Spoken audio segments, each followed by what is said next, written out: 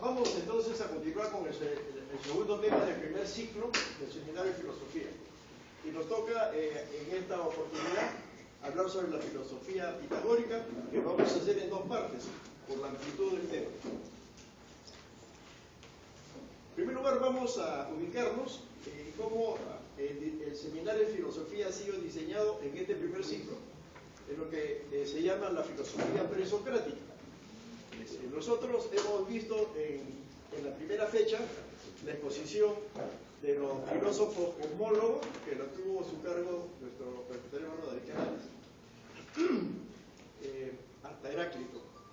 Ahora vamos a ver la parte de Pitágoras y los pitagóricos, por la escuela heliáctica. Lo vamos a hacer en dos partes. Hoy tenemos la primera parte, y el 11 de noviembre me parece que es la segunda parte. Ahora lo verificamos. Entonces lo vamos a hacer en dos partes. Y después seguimos con la cuarta fecha del seminario. Entonces estamos ya ubicados. Hoy estamos con la escuela pitagórica. O sea, queremos entonces aquí un poco recordar que cuando vimos nosotros en la exposición de los filósofos cosmólogos, que fueron los primeros que empezaron a analizar el cosmos y la naturaleza, encontramos que aquí se dieron origen a aquellos conceptos que tienen relación con las cosas y la creación de las cosas naturales. Hoy vamos a ver una posición un poquito diferente. Tenemos que reconocer, como reconocieron también los filósofos griegos, que aunque en Egipto no hubo, digamos, conceptualmente en términos filosofía, sí Egipto fue la cuna donde la mayoría de los filósofos griegos viajaron y pasaron muchos años estudiando en las escuelas de los misterios de Egipto, y de donde se reconoce que empieza la tradición iniciática que se dispersa en el mundo a través de las llamadas órdenes iniciáticas tradicionales.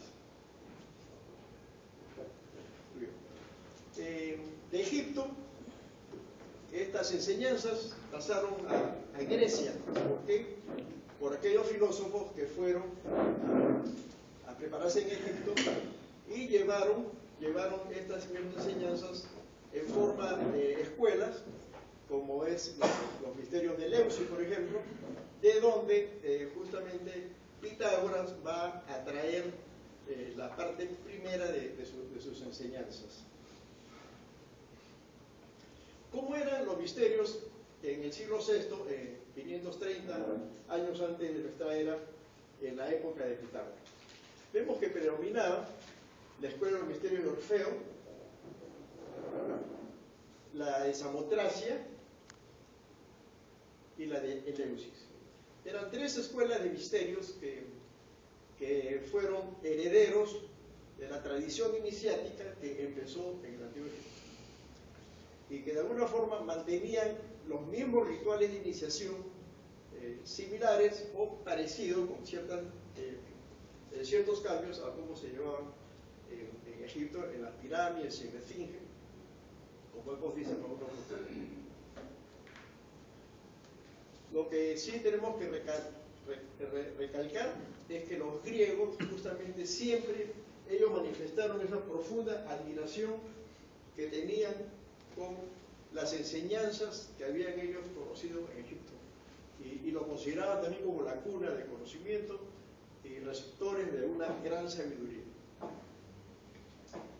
Casi todos los griegos, todos los filósofos griegos reconocen que de ahí trajeron mucho conocimiento, y que el término, digamos, filosofía, que puede llamarse el amor por el conocimiento o el conocimiento de las verdades eternas, de las dos formas de definir filosofía, proviene del conocimiento de Egipto, aunque no hayan conceptos filosóficos en el mismo Egipto.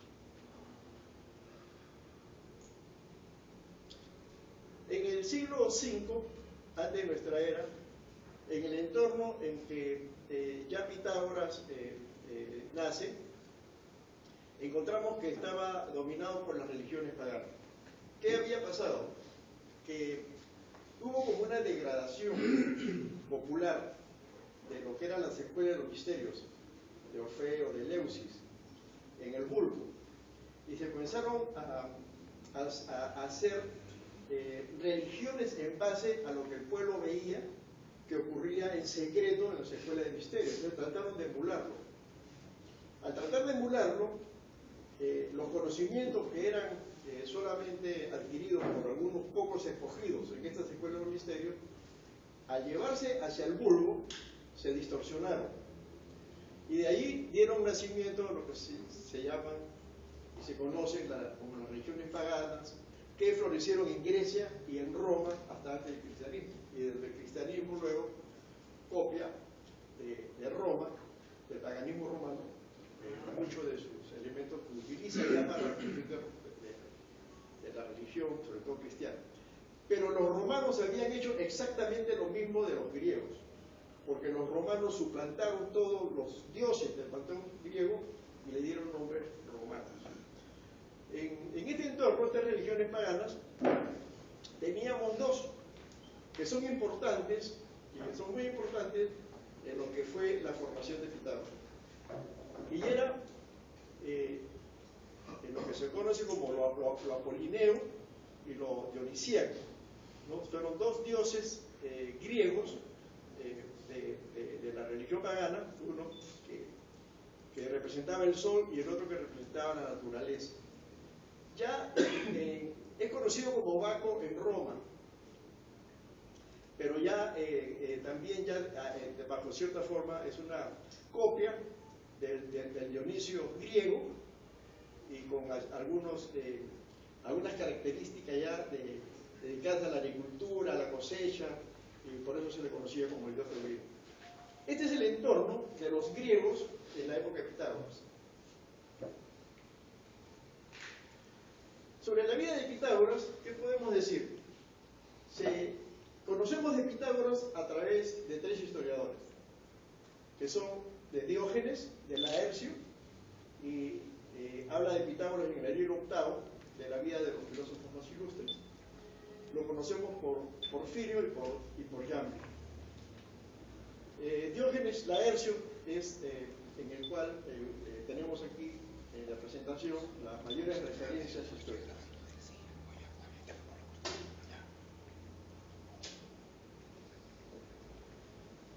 Y Pitágoras es hijo de Sarco, que es un mercader de anillos y piezas de oros y metales, y de Pitaide, descendiente ella de la línea de Anseo, que fue fundador de Samos.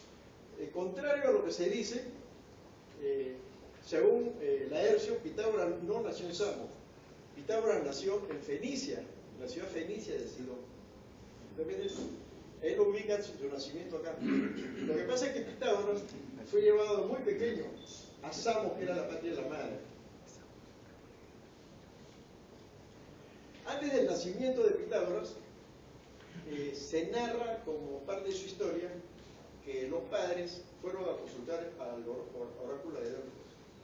Y el oráculo de Delfos le dijo a la madre que tenía un niño que iba a ser muy inteligente y que este niño, ¿no?, iba a ser muy útil a los hombres de todos los tiempos. Y realmente, como podemos nosotros corroborar, Pitágoras pues trascendió, ¿no?, desde 530 años antes de nuestra era, la vigencia que tiene inclusive hasta nuestros tiempos. Ese niño fue llevado a la patria de sus padres, a Samos, y allí él fue educado y criado. Se dice que estudió en varias ciudades de Grecia y empezaba él desde muy corta edad a cuestionar, porque consideraba que la instrucción que recibía era muy contradictoria. O sea, no habían verdades, o habían verdades a medias, o no habían verdades definidas que le puedan a él explicar el origen de las cosas, de alguna forma, al menos que sea superior a lo que él conocía de Anaximandro. Lo que él buscaba era el saber, pero de una forma integral.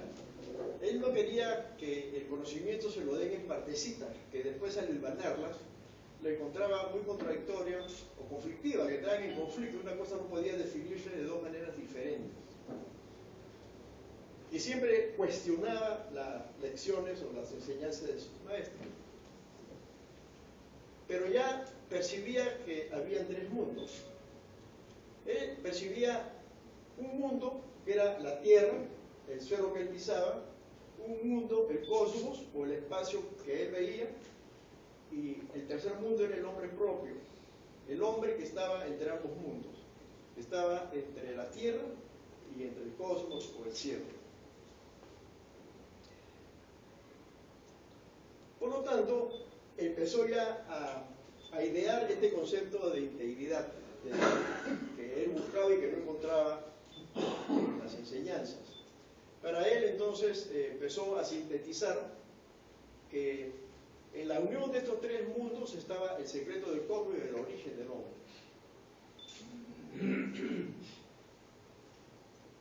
Observaba los templos de Grecia muy detenidamente, los estudiaba, pasaba horas contemplando el frontispicio de los templos, las columnas y los triángulos sobre el frontispicio, y se explicaba por qué esa forma de construcción, por qué esa forma de los templos. Pero esa contemplación que él hacía de estas construcciones griegas lo llevó él a concebir que en el triángulo equilátero de la entrada de los templos, que tenía la forma de la letra D, o sea, el delta del alfabeto griego, debería encerrarse algo que podría explicar la naturaleza, la creación, la constitución triple del hombre que él ya imaginaba, o sea, por deducción, como era antes la forma como se adquiría el conocimiento, y el universo coronado por la unidad divina. Decía, él veía en el triángulo equilátero, que este triángulo de alguna forma estaba representando simbólicamente el pensamiento que él tenía sobre la unidad. Así él pues supo que la unidad le pertenece a la unidad misma. Ese es el concepto que él pronuncia, ¿no? La unidad es la unidad misma, pero que lleva, si está todo lo que está dentro de la unidad, lleva al bien. Y la diversidad, o sea, si nos salimos de la unidad, decía él, se lleva a mal o a obrar mal. Muy bien, él, sabiendo o pensando que no era suficiente la instrucción que recibía en las escuelas griegas, continuamente pedía ir a Egipto a profundizar en sus enseñanzas. Él tenía conocimiento que en Egipto había sabios que tenían un conocimiento de las ciencias, y que él quería pues salir de Grecia e ir hacia Egipto a seguir su periodo de instrucción. Entonces consiguió que Polícrates, que era el tirano de Samos, le diera una carta de recomendación dirigida a Masid, que era el rey de Egipto, el faraón, ¿no? Porque las escuelas de misterios en Egipto eran dirigidas por los faraones, y los faraones escogían quienes podían pertenecer y estudiar dentro de esas escuelas de misterios. Pues él llegó entonces a Egipto, y se presentó con la carta. Pero el entorno que él encontró no fue un entorno bueno. Él sufrió mucho. O sea, no, como era un extranjero en Egipto, un extranjero que había tocado la puerta del templo, es probable que ese sufrir mucho tenga que ver con las costumbres egipcias de llevar a los candidatos hacia las casas de salud, ¿no? O sea, hacia el frontispicio de los templos, conocidos como pronaos, donde todos los buscadores iban, ¿no? Para ser preparados por un maestro, para ver si eran dignos o no de recibir esas enseñanzas. Normalmente se quedaban en la puerta del templo entre 1 o 2 años, antes de ser seleccionados para ingresar. Y en su historia entonces se narra que él no fue bien recibido, es más, fue molestado muchas veces, le decían que se regresara a su tierra, lo ofendía por ser extranjero, pero él siempre actuó con humildad, pasó todas esas pruebas hasta que fue admitido en la fraternidad y se cuenta que se inició en el templo de Heliópolis, en donde su progreso de él fue muy admirable, porque en el periodo que él pasó en Egipto, que fueron más de 20 años, casi 25 años, donde estuvo bajo la tutela de Sonches, el mago sacerdote de las escuelas de los misterios, vivió, dice, toda clase de pruebas.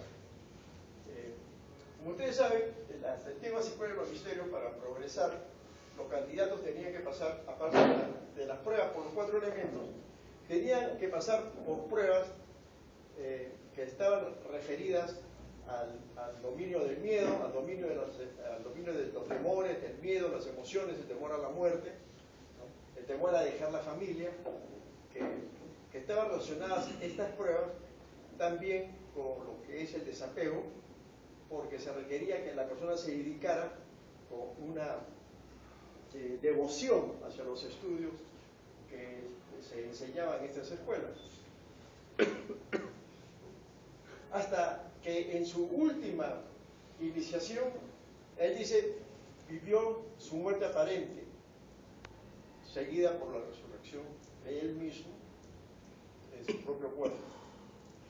Finalmente, durante todos estos años que Pitágoras pasó en Egipto, los sacerdotes reconocieron, ¿no?, lo inteligente que él era, y llegó a obtener todos los conocimientos de estas escuelas, hasta que fue nombrado también magus, era el grado máximo de las escuelas de los misterios de Isis, ¿no? Porque en Egipto había las escuelas de misterios menores, representados por los misterios de Osiris, y los misterios mayores, representados por los misterios de Isis.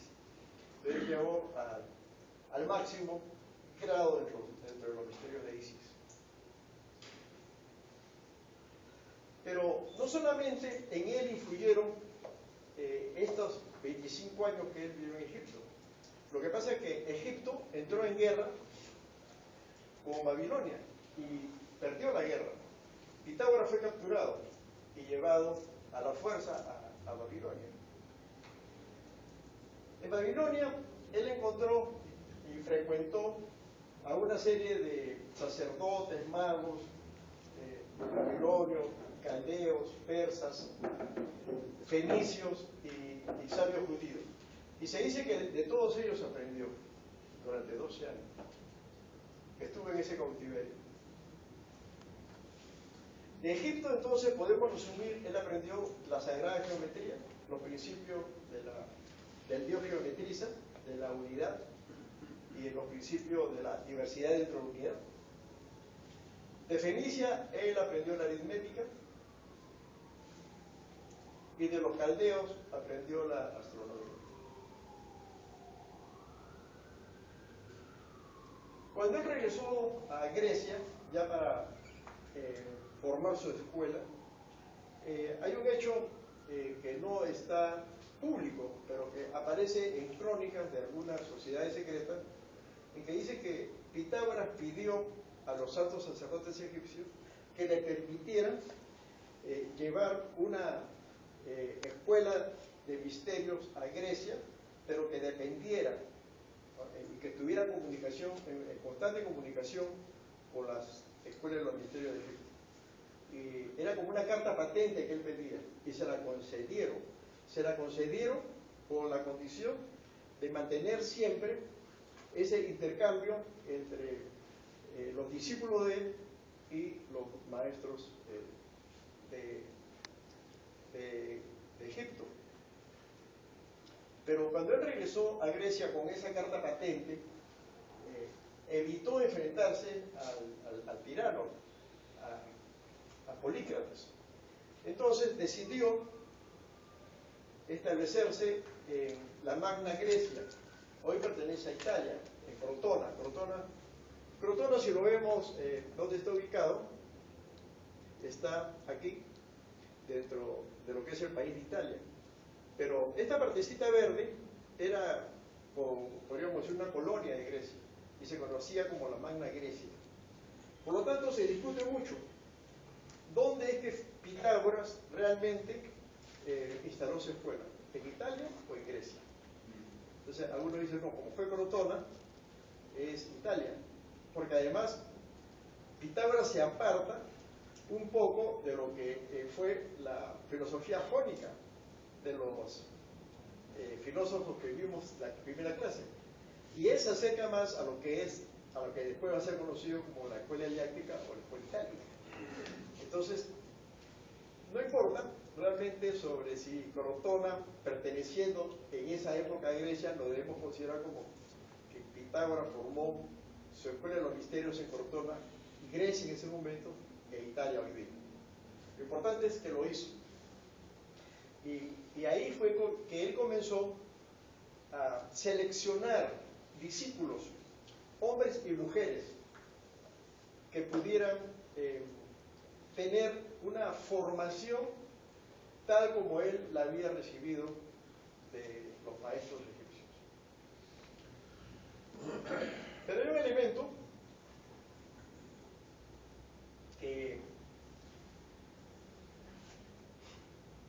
él incorpora. Se dice que la escuela de Pitágoras tenía como una parte esotérica, que era la escuela de misterios en sí, y una parte exotérica, que era la religión basada en los dioses griegos, ¿no? Principalmente Apolo y Dionisos. Porque los pitagóricos realmente profesaban la fe al dios Dionisos. Entonces, solamente un iniciado podría determinar si ese conocimiento de la filosofía pitagórica, o sea, los enunciados que él hizo, eran religiosos o eran realmente provenientes del conocimiento esotérico de la tradición iniciática. Pero solamente un iniciático lo puede ver. El culto de Dionisos se inspiraba en los misterios de Orfeo. Y aquí es donde viene la famosa contraposición de lo apolineo o lo dionisíaco, que no solamente empieza con el conocimiento de la filosofía pitagórica, sino también en los tiempos modernos, Nietzsche lo vuelve a plantear. Cuando en el tercer ciclo vamos a ver que Nietzsche, este filósofo, digamos, contemporáneo, plantea también esta misma discusión. ¿En qué? En algo que vamos a ver en unos momentos más. Pero ya con Pitágoras, las reglas que él pone en su escuela le dan una orientación al discípulo de esos dos aspectos que simbolizaban ambos dioses o ambas religiones. ¿Qué eran esos aspectos?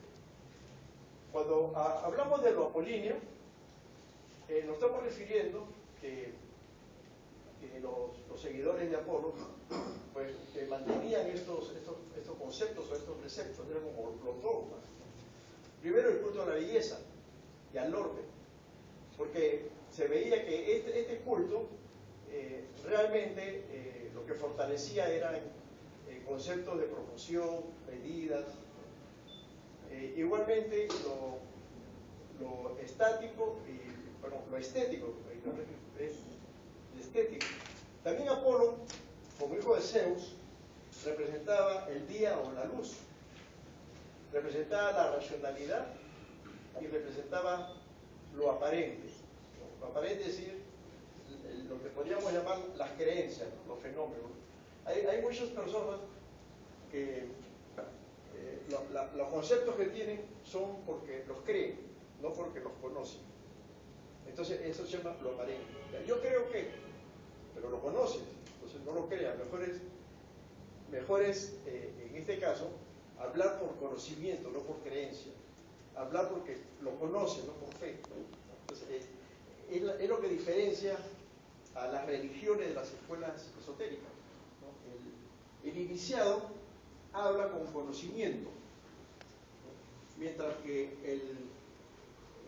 digamos, el seguidor de una religión habla por la fe, aunque no tenga el conocimiento, habla por la creencia en, no por lo que él sabe de.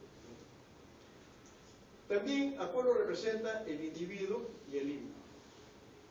Ahora, es importante esta discusión, aparentemente de religiones, porque tiene que ver también con nuestro cerebro, con la forma como pensamos, cómo actuamos. Por el otro lado, la religión dionisíaca está más referido a un flujo continuo de vida. Ya no hay orden, no hay medida, sino que todo debe continuar tal y cual es la naturaleza, el flujo natural de las cosas, sin medida. Entonces ellos proponen que todo sea dinámico. La noche y la oscuridad son los mejores momentos para dedicarse a esta religión, a participar de las ceremonias. La voluntad irracional es lo que se manifiesta, es decir, los instintos, y también tratan de buscar lo verdadero, o sea, la cosa como es en sí. O sea, acá hay un concepto de un proceso de razonamiento diferente. Y la unidad del todo, que según esta religión es una experiencia personal, o sea, experiencia personal que no es propiedad de nadie, es impersonal. Es como decir, la experiencia con Dios es una experiencia impersonal. Dios no es una persona, Dios no es algo que exista.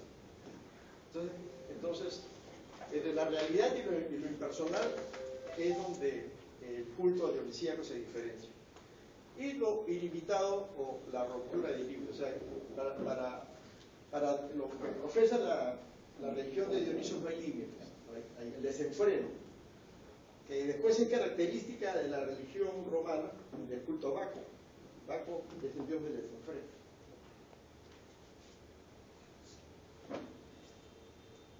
Muy bien, cuando se discute esta tendencia de Apolo y de Dionisio, porque Dionisio era el dios influyente en la escuela pitagórica, podríamos nosotros resumir que lo apolíneo es el espíritu griego, el culto,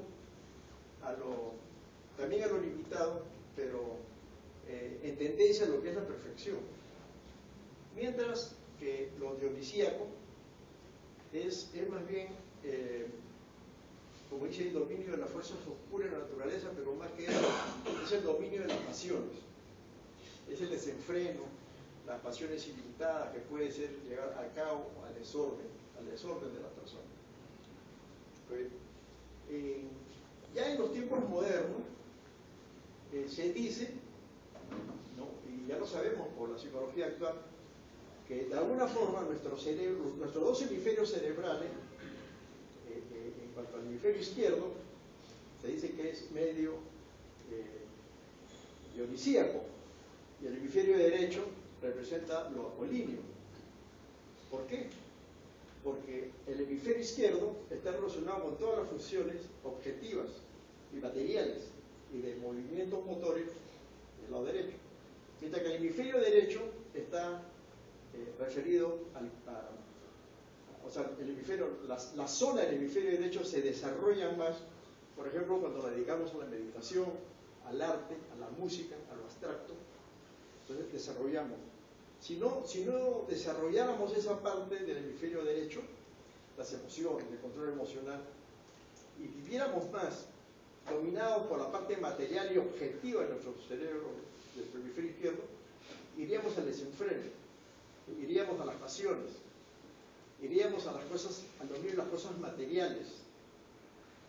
Mientras que el hombre, y eso es lo que buscaba Pitágoras, al enfrentar estos dos conceptos religiosos, buscaba que el hombre encontrara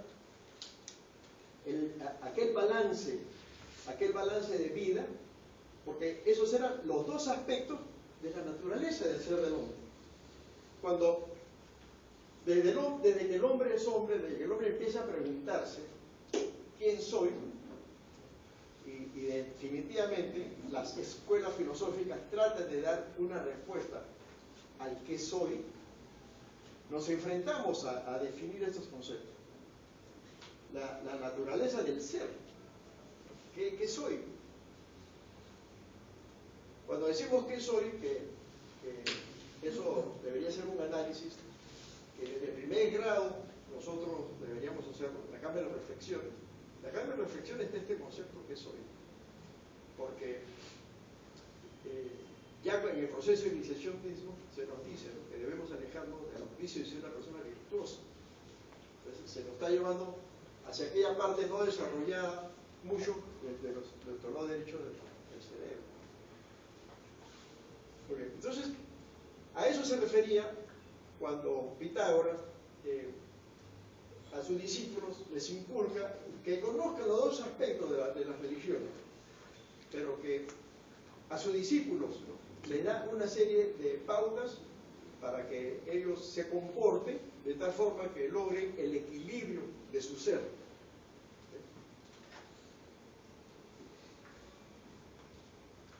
El otro aspecto de la filosofía pitagórica es lo referente a las matemáticas.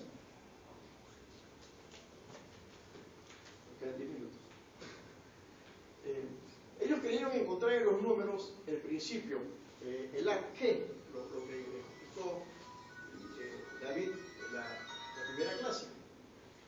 Ellos creyeron, los pitagóricos en general, que en el número estaba el principio de todo, ¿no? Lo que ya los Tales de Miletos lo habían expresado como elementos naturales. Pero Pitágoras avanza un poco más.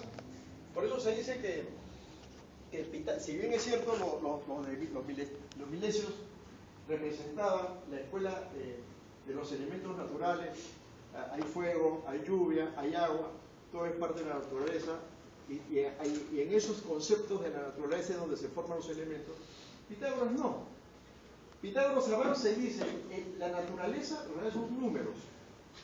Y para él los números más importantes eran el 1, que representaba el punto, el 2 que representaba la raya, el 3 que representaba el triángulo y el 4 que representaba el todo. Por eso el número 4 era su número sagrado, al igual que el número 10.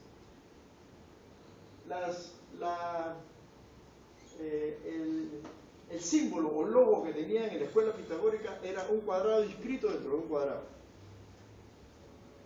como lo pinta bien Rafael en el famoso cuadro La Filosofía, ¿no?, que está en la Cámara de la Asignatura en el Vaticano. Cuando Rafael pinta ese cuadro, La Filosofía, o la Escuela de Atenas, junto a Pitágoras pone la tetractis, que es esta, la tetractis pitagórica, y pone en el piso un cuadrado oscuro, rodeado por otro cuadrado más claro. Pero el número 10, porque el número 10, al representar la suma de los 4 principios del universo, ¿no?, el punto, la línea, el triángulo y el todo, entonces el 10 es el todo, porque era la suma de los 4 principios del universo. Así es como lo expresaba Pitágoras cuando trata de transmitir que es el número, el representativo del origen y la creación del universo. Por lo tanto, él dice que solo a través de la matemática se puede obtener la exactitud completa y la evidencia absoluta del movimiento de los cuerpos celestes. O sea, si nosotros queremos saber cómo los cuerpos se mueven y por qué, tenemos que buscarlo a través de cálculos matemáticos. Entonces Pitágoras, ¿qué nos dice? Nos dice que el principio de todas las cosas es la unidad, el 1. Y de esto procede la dualidad, el 2, que es indefinida. Y depende como materia de la unidad que la causa, que es el 3. Que ese es el famoso... Ese es el famoso teorema primario, el 1 más 1 es igual a 3. Porque para Pitágoras el 2 no existe, el 2 es un estado de transición para formar el elemento, que es el número 3, que vuelve a ser el 1. Es lo que expresa en acá. O sea, el 1 más 1 no es 2, el 1 más 1 es 3, porque ya el 1 fue transitorio hasta mientras que no se fusionara con el otro 1. Por eso 1 más 1 es un tercer elemento que va a ser 1. Un elemento diferente es 1 nuevamente. No sé si me dejo entender con el ejemplo. Pero después lo podemos ver, quizás con una pizarra o haciéndolo en un ejemplo, por ejemplo, de la tabla elementaria. Entonces, Pitágoras decía que de los números provienen los puntos. De los puntos las líneas, de las líneas las figuras planas, las sólidas y de estas los cuerpos sólidos. Todo este planteamiento de Pitágoras, basado en números y matemática, lo comienza él a desarrollar en su escuela y también sus seguidores de la escuela en lo que son los famosos poligonales.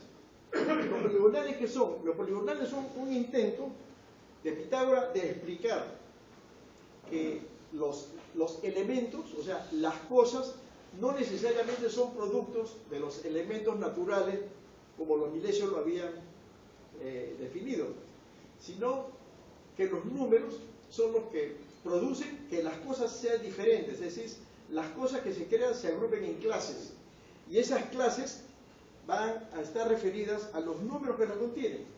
Es así, que tenemos, por ejemplo, el 4, el 26 son números cuadrados, ¿no? El 1 y el 3 son números triangulares, el 2 es transitorio, no existe, ¿no? El 2 lo pasa como un número incompleto de lo que son la formación de las cosas, que está compuesta por un estado transitorio, el 6, el 12 y el 20.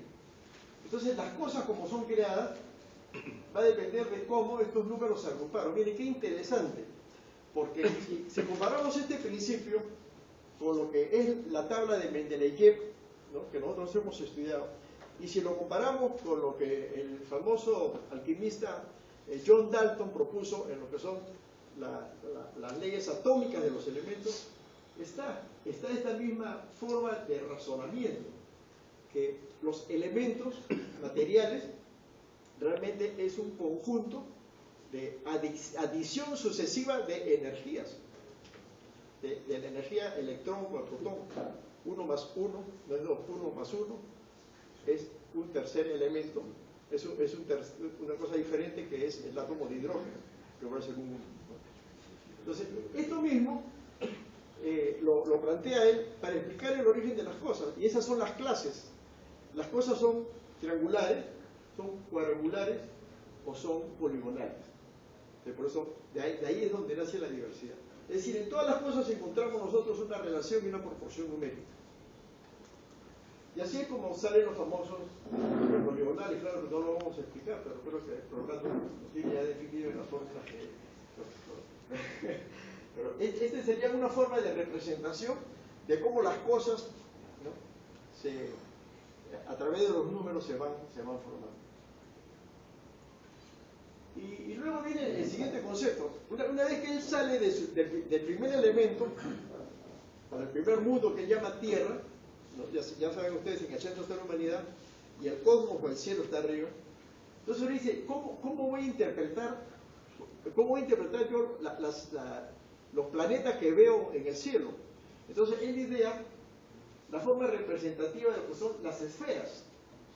¿Y eso qué significa? Que alrededor, ¿no?, de la Tierra, porque en ese entonces se pensaba que la Tierra era el centro del universo, ¿no? Alrededor de la Tierra, que la Tierra no estaba en el centro del universo, sino en el centro del universo había un fuego, ¿no? Había un fuego creador, había una energía, fuego creador, transmutador, y alrededor de ese fuego está el Sol, la Tierra y todos los planetas. ¿Cómo estaban? En forma de esferas. ¿Y cuál era el concepto de esto? Porque no son las caras exteriores de las esferas, era este. Entonces teníamos al fuego en el centro y alrededor las esferas cónicas, o sea, no eran, o sea, era todo un mundo de esferas sobre esferas sobre esferas, ¿no? Este era su concepto de cada planeta giraba en la cara exterior de su propia esfera. ¿Sí? Fíjense que hoy en día se acepta que las galaxias no son planas. sino son en forma... Sí, espiral, en forma de espiral. Entonces de ahí él saca, en estas mediciones que él hace, nos comienza a hablar que ese viaje de los planetas a través de su esfera, cuando toca en ese viaje los planetas, los diferentes puntos de la esfera, vibra con un acorde que corresponde a cada una de las 7 notas de la escala musical. Y de ahí es donde viene la famosa frase de Pitágoras de la armonía de las esferas, o la música de las esferas. Es el concepto filosófico que Pitágoras nos hereda junto con el conocimiento de los números, la música y la forma de interpretar el cielo que él ve. Hoy en día se sabe que es verdad que el universo tiene un sonido, que las galaxias tienen un sonido, que ya los satélites y las naves han captado. Han sido publicados cuál es el sonido de la Tierra, cuál es el sonido de Marte, cuál es el sonido de Júpiter, hasta cuál es el sonido del Sol. Eso se conoce, existen esos sonidos. O sea, incluso el famoso compositor que compuso la música de las esferas, en el que no recuerdo su nombre, podría sentirse satisfecho que ya la ciencia ha demostrado que realmente todos los planetas y el universo entero es una armonía, es una sinfonía de música. ¿Cuáles son los aportes pitagóricos a la ciencia y filosofía? En primer lugar, la geometría, que deja de hacer solamente la medición de la Tierra, porque geometría era tierra, metría, medida de la Tierra, para transformarse en una ciencia. Luego, el descubrimiento de la raíz cuadrada de 2, ¿no? Al explicar las dos cuerdas y la división del cuadrado, para encontrar que realmente el 2 tiene una raíz cuadrada, ¿no? Que es 1.141421.4, ¿no? Es la raíz cuadrada de 2, ¿no? Hagan su calculadora y decir que esa es la raíz cuadrada de 2. Y es así como la saca, ¿no? Y él saca la raíz cuadrada de 2, que era un número irracional sin medida. También el concepto de Dios. Para Pitágoras, Dios es lo eterno, es lo inmutable. El alma es una armonía que está encarcelada en el cuerpo. Interesantísimo. Es un concepto que seguramente él lo trae de Egipto y lo trae también de la relación que Pitágoras tenía con las otras escuelas de misterio, de Samotracia, de la Caldea, de Asiria, etc. Entonces, el alma está encarcelada en el cuerpo porque pagando una culpa por pecados pasados. ¿Cuándo? En una vida anterior. Porque no va a encarcelar el alma ahora por pecados pasados que recién está haciendo, está encarnando, ¿no? Y eso es lo que constituye su famoso concepto de lo que es la transmigración de las almas. Así que las almas van migrando para escaparse de esta cárcel que es el cuerpo, para en algún momento, después de su muerte, de alguna de sus muertes, encontrarse nuevamente con la vida divina de la cual proviene. Yo he leído algunos escritores que dicen que Pitágoras creía que la transmigración de los cuerpos era que el alma de una persona podía, en este momento, de repente, meterse en el cuerpo de otra persona. Y eso no es lo que Pitágoras dijo. La transmigración de las almas es lo más cercano a lo que hoy día conocemos como la reencarnación. La reencarnación. Igualmente la escala musical, compuesta por números, patrones, ritmos, acordes. Y el famoso teorema de Pitágoras, que después fue tomado por Euclides, ¿no? Ahora, el famoso teorema de Pitágoras en realidad no fue un descubrimiento de Pitágoras. Se sabe que este fue un conocimiento que Pitágoras heredó de los babilonios. Ya los babilonios conocían esta proporción del triángulo rectángulo en relación de los lados con hipotenusa. Entonces, es lo que hizo fue incorporarlo. Es más, los babilonios también conocían la raíz cuadrada de 2 de una manera aproximada. Pitágoras lo resolvió. Ese es el valor de Pitágoras. Entonces, como bien nos manda las instrucciones que tenemos que ahora ver cuáles son los aportes de Pitágoras a la masonería. Yo les puedo decir, sin temor a equivocarme, que Pitágoras está presente en los 33 grados de Oriente, Occidente, Santidad, Aceptado. ¿no? En las diferentes conferencias que hemos tenido, desde el grado 1 hasta el 33, hemos visto que Pitágoras está presente en los 32 grados de todas maneras. Los 32 grados de los que José Antiguo está. Por ejemplo, la filosofía de los números, que está relacionado con el primer grado, también con el segundo grado. La música, acordes y armonía, con el segundo grado. La geometría sagrada, también con el segundo grado y el tercer grado. La inmortalidad del alma o la transmigración está relacionada también con el tercer grado. El concepto de Dios está relacionado ya en los grados filosóficos de la orden, ¿no? El concepto de Dios, la unidad de Jerusalén, el nombre de Dios, etc. Se estudia ya en los grados filosóficos, en los altares de los grados filosóficos. Y los ciclos, ritmos y cosmos, que está en todos los grados. En todos los grados vamos a encontrar las leyes de la creación y vamos a estudiar las leyes del universo, los 7 principios de Hermes, la forma como debemos interpretar el cuerpo. Es decir, Pitágoras da un aporte a la masonería, que claro, este es un resumen, pero realmente hay muchos más que ustedes van a encontrar en los diferentes grados, ¿no? del rito. Muy bien. Entonces, para continuar con la filosofía pitagórica, hoy vamos a continuar con la Escuela de los Misterios Pitagóricos. Pero eso va a ser el 7 de noviembre del 2014. Hasta aquí la charla, teníamos solamente 45 minutos.